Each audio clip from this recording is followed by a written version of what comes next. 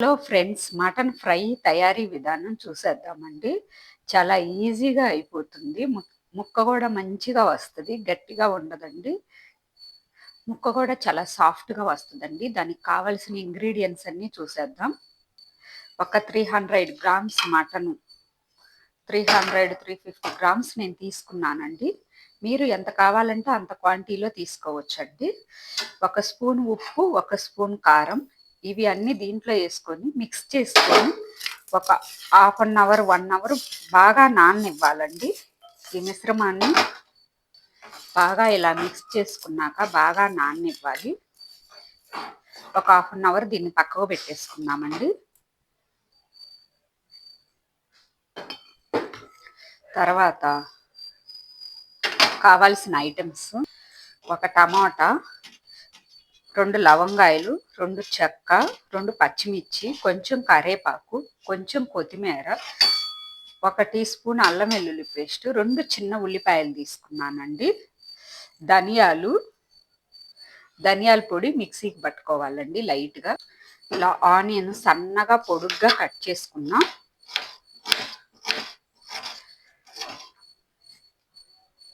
ఇలా పచ్చిమిర్చి కూడా కట్ చేసుకున్నానండి. ఇవన్నీ ఒక ప్లేట్లోకి తీసుకున్నాం.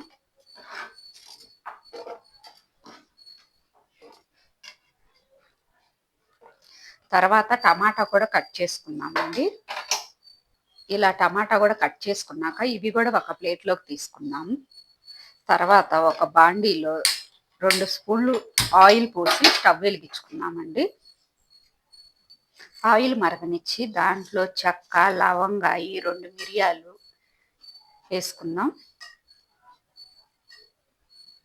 దాంట్లోనే బిర్యానీ ఆకండి, ఇందాక చెప్పటం మర్చిపోయాను.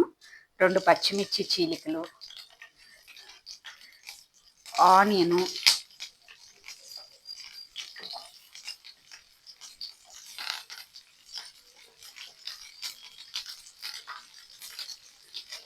కరేపాకు బాగా యాగనివ్వాలండి.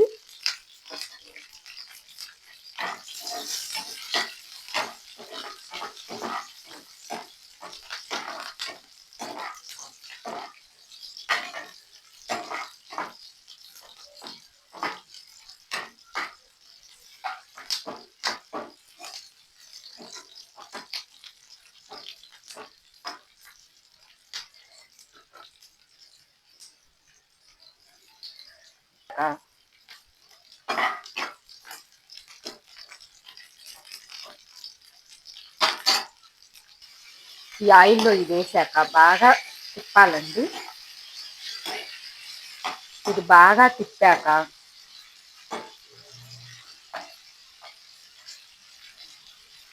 మూత పెడదామండి. ఇలా మూత పెట్టేసి బాగా మగ్గనిద్దామండి. ఇలా బాగా మగ్గనిచ్చాక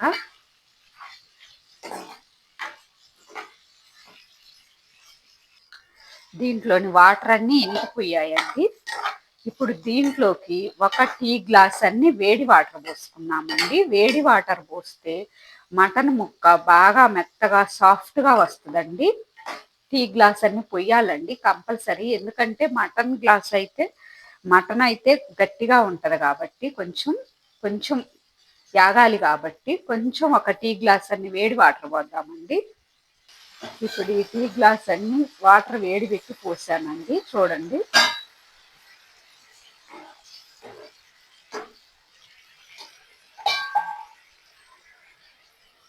ఇప్పుడు మూత పెట్టేసి ఒక 10 మినిట్స్ ఉంచుదామండి. 10 మినిట్స్ తర్వాత 1 స్పూన్ పసుపు, ముందుగా కట్ చేసుకున్న టమాటా ముక్కలు వేసుకోవాలండి.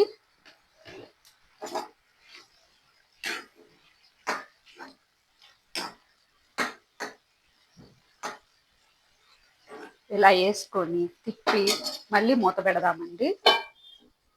చూసారా ఫ్రెండ్స్, టమాటా మటను బాగా ఉడికింది. ఈ వాటర్ అంతా ఇంకిపోతుందండి.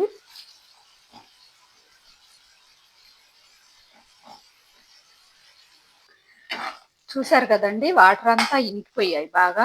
బాగా ఉడికిందండి ముక్క కూడా.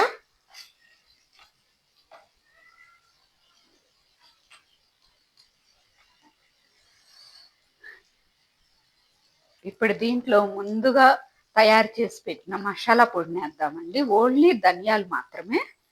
ధనియాలు, ఎల్లుల్లిపాయి, ఇందాక అల్లం వెల్లుల్లి పేస్ట్ కలిపి వేసాం కదండి. ధనియాల పొడి సరిపోతుంది. దాంట్లో ఒక్క 2 ఎల్లుల్లి రెబ్బలు అయితే సరిపోతుందండి. ఇట్లా వేసి మసాలా అంతా బాగా తిప్పాక ఒక 10 మినిట్స్ ఉంచాలండి. ముక్కకి మసాలా ధనియాల